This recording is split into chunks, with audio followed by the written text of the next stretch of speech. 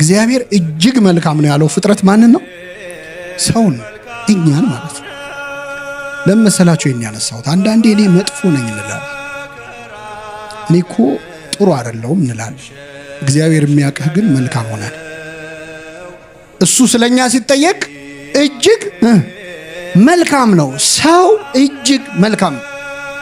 ክፉ አመል ሊኖርበት ይችላል። ክፉ ስራ ሊሰራ ይችላል። ሊበድል ይችላል። አዎ፣ ግን እግዚአብሔር የሚያውቀው መልካም እንደሆነ አንዳንዴ እኛ ራሳችን መልካም ሆናችንን እንረሳውና መጥፎነት ይሰማናል። ራሳችንን እንጠላለን። ለራሳችን ራሱ ይቅርታ እናደርግ ማለት በአንዳንድ ስራዎቻችን እናየውና ራሳችንን ያስጠላን እንደው ባልተፈጠርኩ ሁሉ እንላለን። ወደ ኋላ መመለስ ቢቻል ከመኖር ወደ አለመኖር መመለስ ቢፈልግ ብዙ ሰው ሊኖር ይችላል። አንዳንዶች ይሄን መቋቋም ሲያቅታቸው ራሳቸውን ሁሉ ያጠፋል። ራሱን ያጠፋው ግን እጅግ መልካም የሆነው ሰው እግዚአብሔር አንድ መልካም ጎደለብኝ ብሎ ነው የሚያስበው።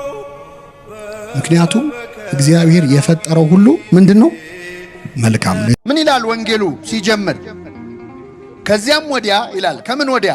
ከተጠመቀ በኋላ ክርስቶስ በባሪያው በዮሐንስ እጅ በትህትና በዮርዳኖስ ወንዝ ወርዶ ከተጠመቀ በኋላ ከዲያብሎስ ይፈተን ዘንድ መንፈስ ወደ ምድረ በዳ ወሰደው። እስቲ ከኔ ጋር በሉ፣ መንፈስ ወደ ምድረ በዳ ወሰደው። ምንድነው ወደ ምድረ በዳ የወሰደው? መንፈስ ቅዱስ ማለት ነው። ቅዱሱ የእግዚአብሔር መንፈስ ወደ ምድረ በዳ ወሰደው ይላል።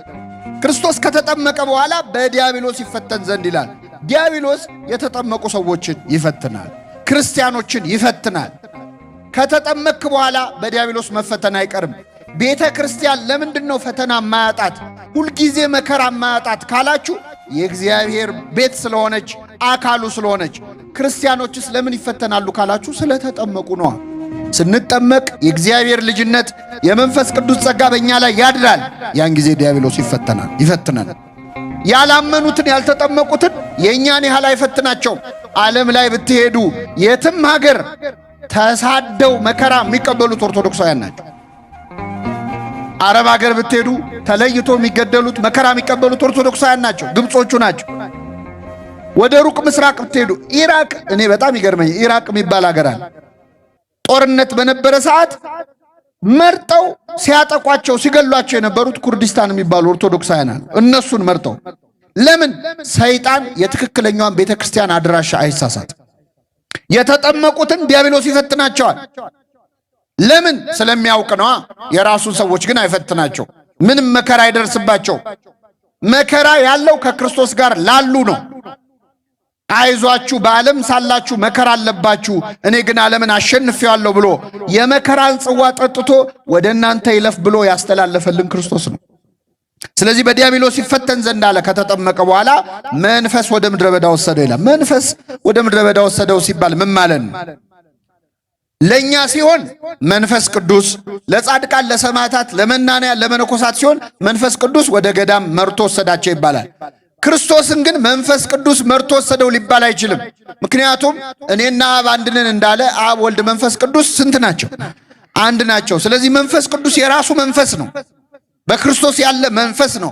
ፈቃዱ ፍላጎቱ ወደ ገዳም አነሳሳው፣ ወደ ምድረ በዳ ወሰደው ይላል። መንፈስ ወደ ምድረ በዳ ወሰደው። እግዚአብሔር ቅዱስ መንፈሱን ከኛ አያርቅብን።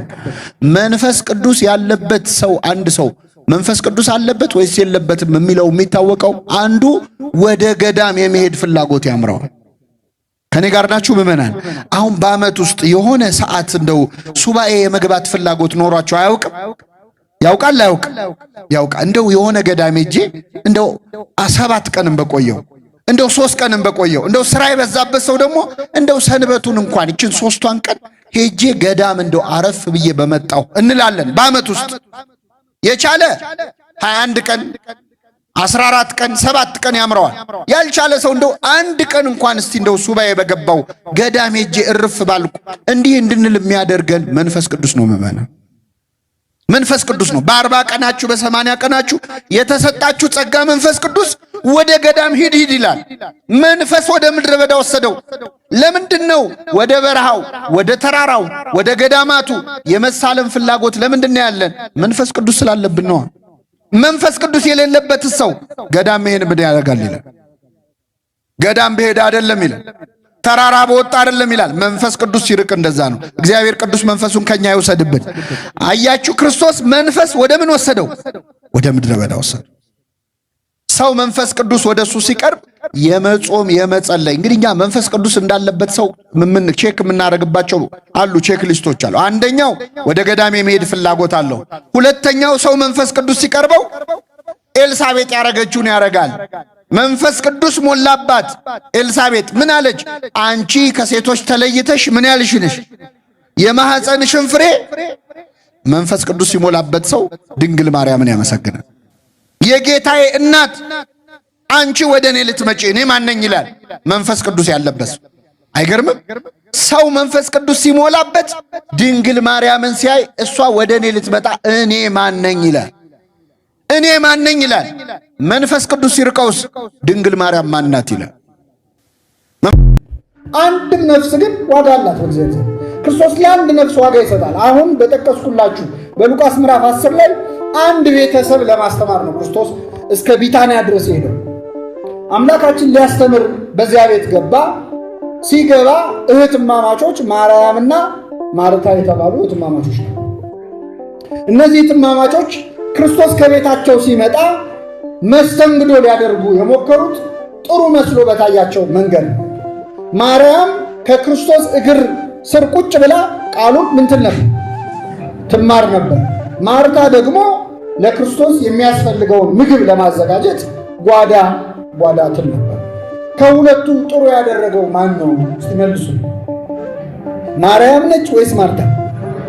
ማርያም ነች። ቃሉን መስማት ይበልጣል አይደል ማለታችሁ ጥሩ ነው። ግን እስቲ እንደው እውነቱን እንነጋገርና ቤት እንግዳ ሲመጣ ሁለት ሴት እህትማማቾች ቢኖሩ ከእንግዳው ጋር ሄዳ ቁጭ የምትለው ነው እናመሰግነው ወይስ ጓዳ ገብታ የምትሰራው? እንደው ከእንግዳ ጋር የምትቀመጠው በጣም ነው የምትወቀሰው አይደል? አንቺ እንግዳ ሲመጣ እየጠበቅሽ ቁጭ የምትይው ነገር አለ ከሰው ጋር ነይ ስሪ እንጂ ይባላል።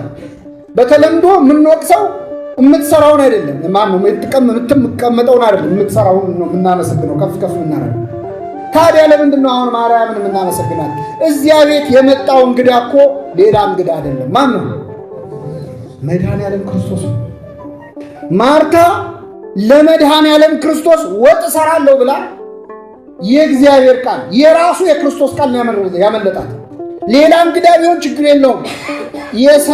የሰማይ እንግዳ ሰማይና ምድርን የዘረጋው እንግዳ ከቤቷ መጥቶ አመለጣት። የእሱን ትምህርት የክርስቶስ ትምህርት እኮ ተራ ትምህርት እንዳይመስላችሁ። የእኛንም የኃጢአተኞቹን ትምህርት እኮ ትሰማላችሁ ቁጭ ብላችሁ። ግን የእኛ ትምህርት ብንናገረው አንዱ እንዳይሰራ የሚያደርገው እንደ መርፌና እንደ ክር ኑሯችንና ንግግራችን አልገጥም ብሎ ስለሚያስቸግር። ክርስቶስ ግን በቃሉም በስራውም ብርቱ ነቢይ ተብሏል። በሕይወቱ አርአያ ሆኖ የሚያስተምር ነው። ይህ ብቻ አይደለም። የክርስቶስ ቃል ማለት የራሱ የእግዚአብሔር ቃል ነው። ሙሴ በሲና ተራራ የሰማው ቃል፣ ነቢያቱ የሰሙት ቃል፣ የተገለጠላቸው ቃል ቤቷ ድረስ መጥቶ ሲናገር የመስማት ዕድል አግኝቷት፣ ማርታ ግን ወጥ እየሰራች ነበር። እየሰማችሁ ነው? ቅዱስ ኤፍሬም ሶርያዊ ማርታ ምግብን ለፈጠረው አምላክ ምግብ ልትሰራ ጓዳ ገባችልን። ምግብን የፈጠረው ማን ነው? እግዚአብሔር። ለሱ ምግቡ መጠጡ የኛ መመለስ ነው። ክርስቶስ በላው ጠጣው የሚለው እንጀራ ቀርቦለት ሲበላ ውሃ ቀርቦለት ሲጠጣ አይደለም። ሰው ሲመለስ የሱ መመለስ ነው። የሱ ምግቡ መጠጡ ነው። ሀጥ አመኔስ እንባው ሰቲ ኃጢአተኛ ሲጸጸት እንባውን ጠጣለሁ ይላል እግዚአብሔር። ምን ተትበል ወምን ተትሰቲ ብሎ ጠየቀው ይላል ቅዱስ ነቢየ እግዚአብሔር ሙሴ። ምን ትበላለህ? ምን ትጠጣለህ? ኃጢአተኛ ሲጸጸት እንባውን ጠጣለሁ ይላል። የኛ መመለስ ለሱ ምግቡ መጠጡ ነው። ሳምራዊቷን ሴት ካስተማረ በኋላ ምግብ ሊያመጡለት ሄደው የነበሩት ሐዋርያት ሲመጡ የሚበላ እናቅርብልህ ሲሉት አይ ይቅርብኝ አልበላም አላቸው።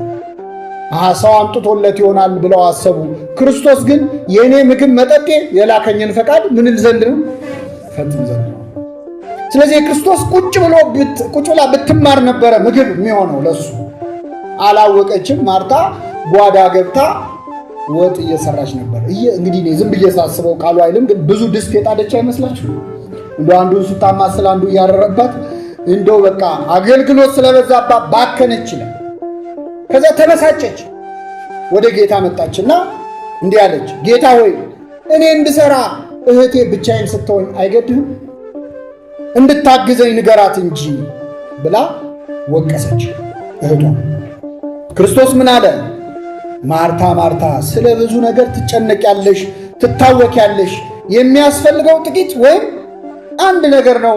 ማርያምስ የማይቀሟትን በጎ ዕድልን መርጣለች። የማይቀሙት በጎ ዕድል የተባለው ቁጭ ብሎ የማንን ቃል መማር ነው? እንግዲህ ጽርሐ ጽዮን የትምህርት ማህበር ስለሆነ ነው ይህንን ያነሳሁት። ከየትኛውም ዕድል በላይ የማንን ቃል መስማት ነው ዕድለኝነት? አንድ አባት ስራቸው አንድ ረድ ነበረ የሚያገለግላቸው፣ ከኔ ጋር ናቸው አይደል? እና እሳቸው ጸልየው ሳያሰናብቱት አይተኛም ነበር። አንድ ቀን ግን ሊሰናበት ቡራኬ ሊቀበል ሲመጣ እኛ አባት እንቅልፍ ወስዷቸው ጥሎ እንዳይሄድና እንዳይተኛ ቡራኬ ሳይቀበል መተኛት ከበደው እና በቃ ቁጭ ብዬ ልጠብቃቸዋልና እዛው ቁጭ ብሎ እንቅልፍ ወሰደው። እሱም መጨረሻ ላይ በኋላ እኛ አባት ቀድመው ስለተኙ ቀድመው ነቁ። ሲነቁ ሲያዩት ተኝቷል፣ ግን ራሱ ላይ 7 አክሊሎች የብርሃን አክሊል ተደርጎለታል። አማተቡ፣ ደነገጡ። ከዛ በኋላ አንተ ተነስ ተነስ ብለው ቀሰቀሱት። እሱ ሲነቃ አያይም፣ አክሊሉን አያይም። ከዛ ምን ሆነ ነው ትናንት ምን ተፈጽሞ ነበር ብለው ጠየቁት። ሲጠይቁት አይ ሳይባርኩኝ አልተኛም ብዬ መጣሁኝ። ከዛ ተኝተው ሳይ አይ በቃ ትቼ ልሂድ ብዬ መንገድ ጀምርና አይ ግን ሳይባርኩኝማ አልተኛም እያልኩ ስመለስ 7 ጊዜ ተመላልሻለሁ። እግዚአብሔር አክሊል የሰጠው ለመመላለሱ ኃጢአት ላለመስራት ዛሬ ቅርብኝ እስቲ እንደው ዛሬን እንኳን ማለትህን እግዚአብሔር ይቆጥርልሃል። ለሁላችን ይቁጠርልን። ዓለም ላይ አሁን ትልቅ ቴክኖሎጂ እንግዲህ በጥቂት ደቂቃዎች የዓለምን ዙሪያ መዞር የምንችልበት አውሮፕላንን የፈጠሩ 2 ወንድማማቾች ነበሩ አይደል? ሰምታችኋል? ዘራይት ብራዘርስ የሚባሉት 100 ጊዜ ነው የሞከሩት እና ጠዋት ይነሳሉ፣ ይበራል፣ ይከሰከሳል። ጋዜጠኞቹ ያሾፉባቸዋል። በቃ ይሄ ነገር ወደቀ ዛሬም ለ55ኛ ጊዜ እያሉ ያላግጡባቸዋል። እንደውም ኒውዮርክ ታይምስ ላይ ሰው የሚበር ማሽን ለመስራት 1 ሚሊዮን ዓመት ከዚህ በኋላ ይፈልጋል ሁሉ ተብሎ ተቀልዷል። ከዛ በ100ኛው መቼስ እግዚአብሔር ያዝናል አትዋረዱ ብሎ ያን ብረት እነዚህ 2 ወንድማማቾች አስቡት፣ በጣም ያሳፍራል እኮ ማለት በረራ ብለ ሰው ጠርተ ይሁልኝ ብለ ተመልካች እያየ ክስክስ ሲል ሞራልህም በዛው ክስክስ ይላል አይደል? ግን ሰሩት። ስንት ጊዜ ሞክረው? 100 ጊዜ። አምፖል የሰራ ሰውዬ ቶማስ ኤዲሰን ነው የሚባለው አይደል? ቶማስ ኤዲሰን ደግሞ 1000 ጊዜ ሞከረ አሉ። 1000 ጊዜ ሞከረ። ብልጥ ነው ደግሞ ሞራሉን ሲጠብቅ ምን አላሉ? እውነት ከሆነ እኔ እንጃ። ሞራሉን ሲጠብቅ 1000 አምፖል የማይሰራባቸውን መንገዶች ተምሬያለሁ አለ።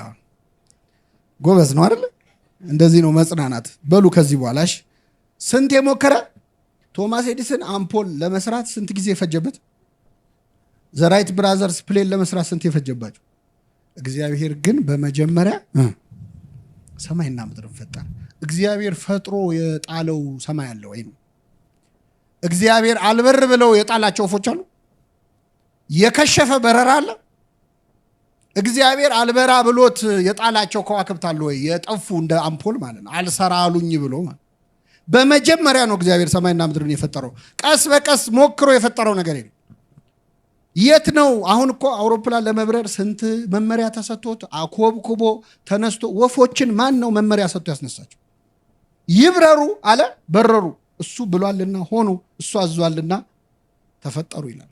እግዚአብሔር በቃሉን ያበረራቸው አንዴ ብሎ ማለት ነው። የትኛዋ ፀሐይ ነች አልበራ ብላ ፊውዝ እንትን ብሎ ተቃጥሎ ነው የተባለው ማለት። እግዚአብሔር በመጀመሪያ ሰማይንና ምድርን ምን አለ? ፈጠረ። ካህሊነቱን እንድናየው ነው፣ የመፍጠር ችሎታው እንድናየው ነው። ፈጣሪ ማን ብቻ ነው? እግዚአብሔር ብቻ ነው።